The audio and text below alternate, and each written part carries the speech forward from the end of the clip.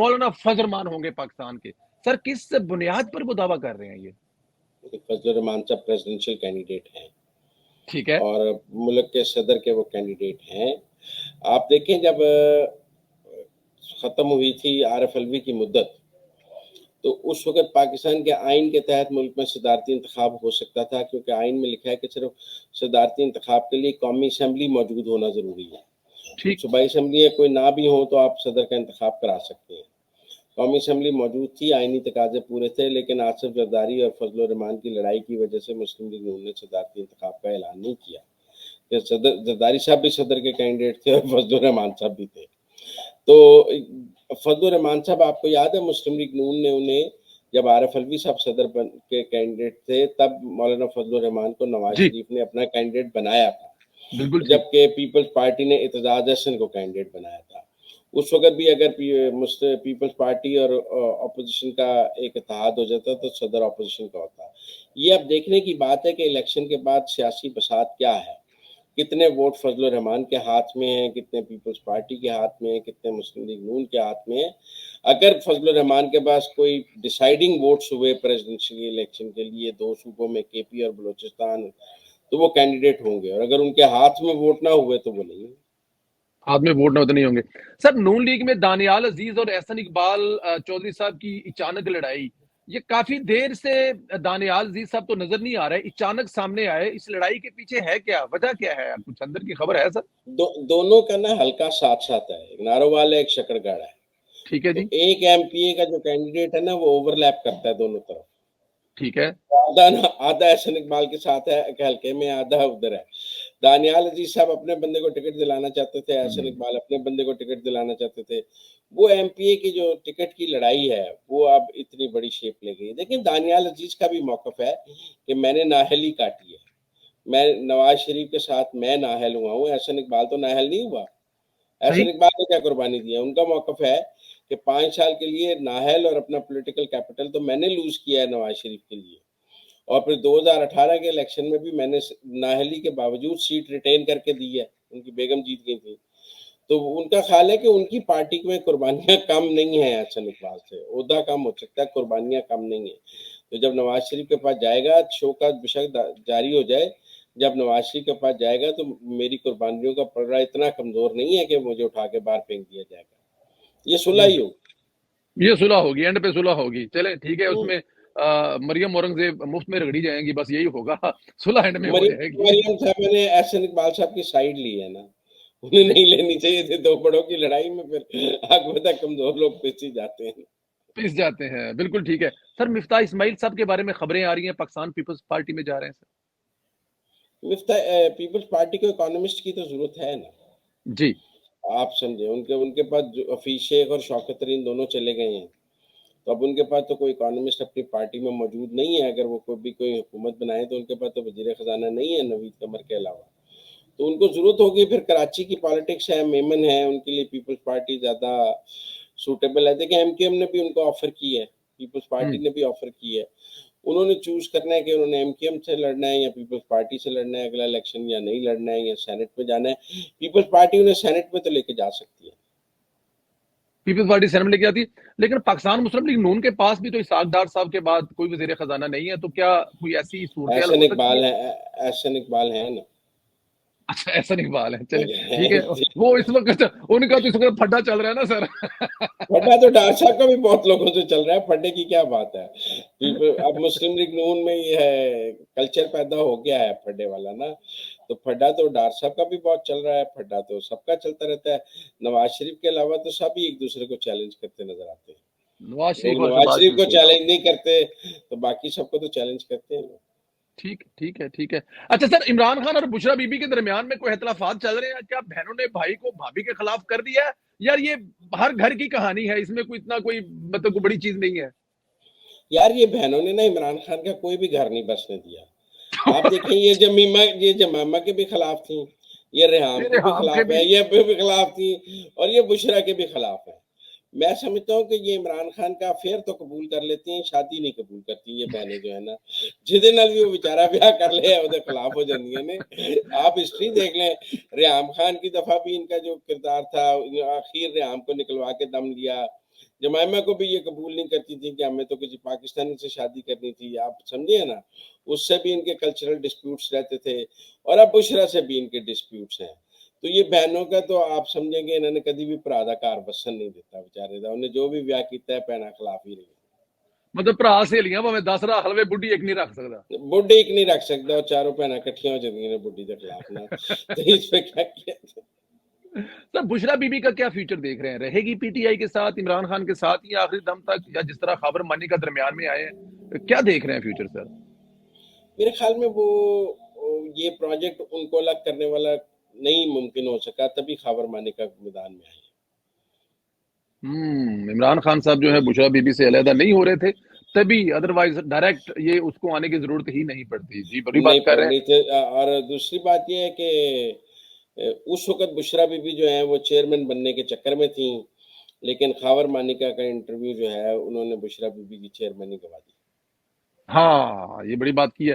Sir इंतखाबात तो मेरे ख्याल में अब कोई दूसरी राय नहीं रहेगी, वक़्त पर हो रहे हैं। इंतखाबात के बाद का क्या मंज़रनामा देख रहे हैं? अगर इंतखाबात के बाद मैं आपका ये क्लिप देखूँ, तो क्या फिट होता हुआ नज़र आ रहा है वफ़ाक, पंजाब, हुकूमत, सिंध? देखिए, एक बात तो मैं ये समझता हूँ कि आइंदा मुस्लिम लीग नून और पीपल्स पार्टी मिलकर हुकूमत नहीं बनाएँगी। अच्छा जी। ये तो अग पीपल्स पार्टी ने कह दिया ना कि इंतखाबी इत्तेहाद नहीं हो सकता, तो इसका मतलब बाद में हुकूमत मिलकर नहीं बनाएँगे। नहीं बनाए, नून लीग नहीं बनाएगी। पीपल पार्टी तो कहती है कि इंतखाबात के बाद मखलूत हुकूमत बनेगी और जरदारी साहब ने भी कहा कि हमें मुस्लिम लीग नून अपोजिशन में बैठना कबूल कर सकती है, लेकिन पीपल्स पार्टी के साथ हुकूमत नहीं बनाएगी। लिहाजा अगर हुकूमत बनेगी तो ये हो सकता है कि मुस्लिम लीग नून अपने इत्तेहादियों के साथ हुकूमत बना ले, लेकिन पीपल्स पार्टी उसमें शामिल नहीं हो सकती। यहाँ पीपल्स पार्टी अपने इत्तेहादियों के साथ हुकूमत बना ले, मुस्लिम लीग नून नून उसमें लीग इसमें शामिल शामिल नहीं नहीं हो शामिल नहीं हो सकती। तो ये दोनों इकट्ठी तो हुकूमत नहीं बना सकती हैं। तो अगर मैं इस मंजरनामे को आगे लेकर चलूँ, तो फिर मुझे लगता है कि मुस्लिम लीग नून के पास सादा अक्सरियत ना भी हो, तो वो सादा अक्सरियत के इतने करीब होंगे कि वो बड़े आसानी से हुकूमत बना लेंगे। बिल्कुल ठीक है। आज हनीफ अब्बासी साहब ने भी कहा है कि हम लोग बेहतर है कि हुकूमत ना बनाए पाकिस्तान पीपल्स पार्टी के साथ मिलकर, तो आपकी बात को तकवीत पहुंचती है और आपका कहना ठीक है। अच्छा सर, पंजाब में पाकिस्तान ये जो इस्तेहकाम पार्टी है, इसका क्या फ्यूचर देख रहे हैं? ये कुछ डिस्टर्ब करेगी पंजाब की आने वाली हुकूमत में, कोई रोल अदा करेगी?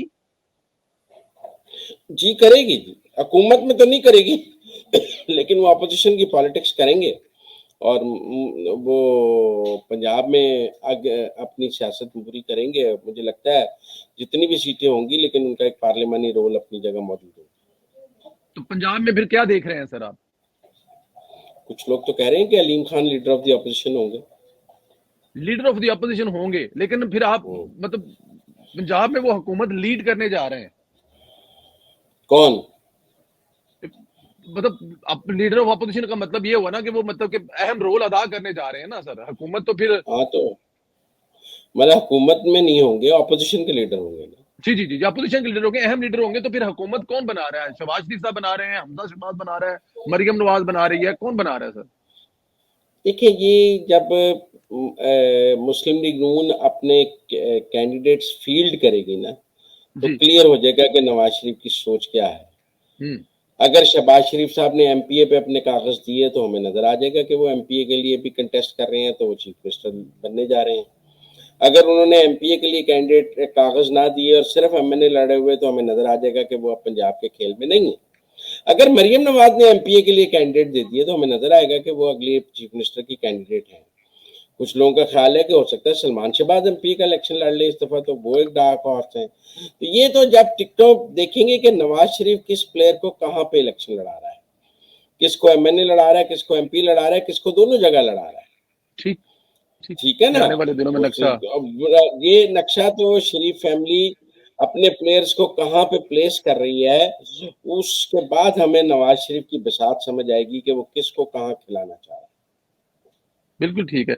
अच्छा सर, पाकिस्तान तहरीक इंसाफ में से निकली हुई तहरीक इंसाफ, मतलब परवेज खटक साहब भी हैं, इसके अलावा और भी बहुत सारी अभी आने वाले दिनों में हो सकता है।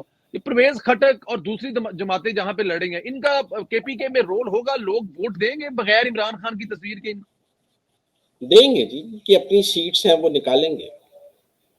ये इनकी बहुत अपनी, लोगों की हमें मिथ है। ये अब पेशावर हाईकोर्ट की शेल्टर मौजूद था, ठीक है ओपन जगह पे आपने चेयरमैन का इंतखाब रखा, आपका ख्याल था हजारों लाखों लोग वहां पे आ जाएंगे, एक जलसा बन जाएगा बैरिस्टर गौहर खान के इंतखाब पे। ओपन जगह पे आपने इसीलिए रखा ना, 2000 कुर्सी जी लगाई। जी आप जी किसी हॉल में भी कर सकते थे, आप किसी कन्वेंशन सेंटर में भी कर सकते थे, आप किसी दफ्तर में भी कर सकते थे।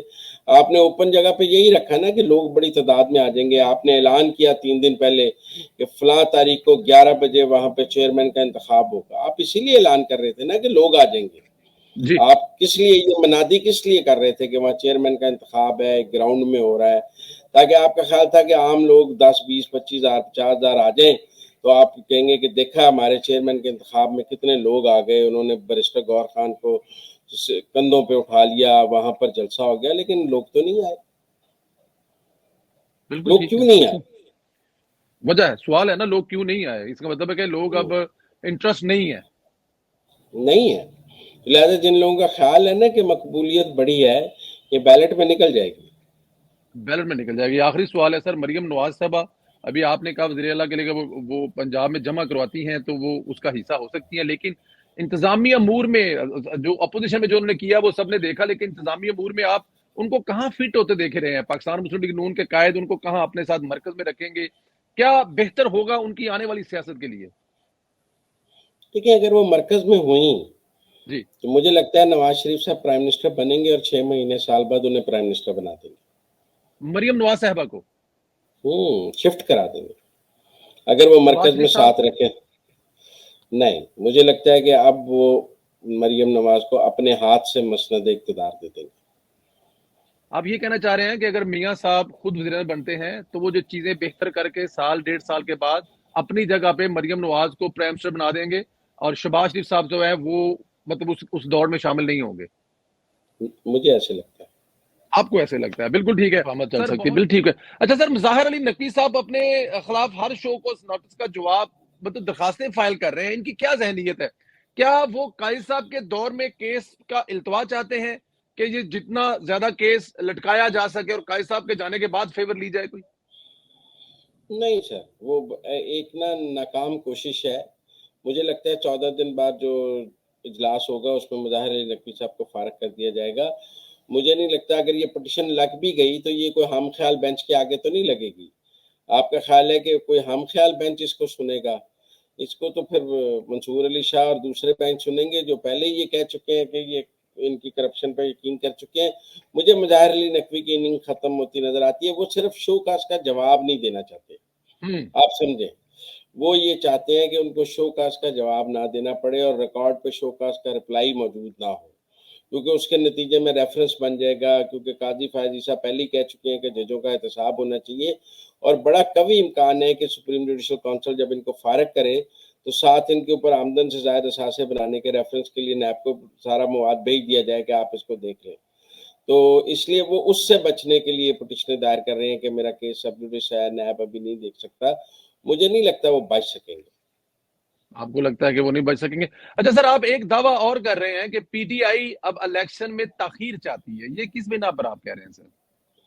नहीं देखिए, इस वक़्त बहुत सारे हमारे दोस्तों ने ना ये पिछले 1 हफ्ते में कैंपेन शुरू की जी, इलेक्शन 7 दिन आगे चले गए हैं।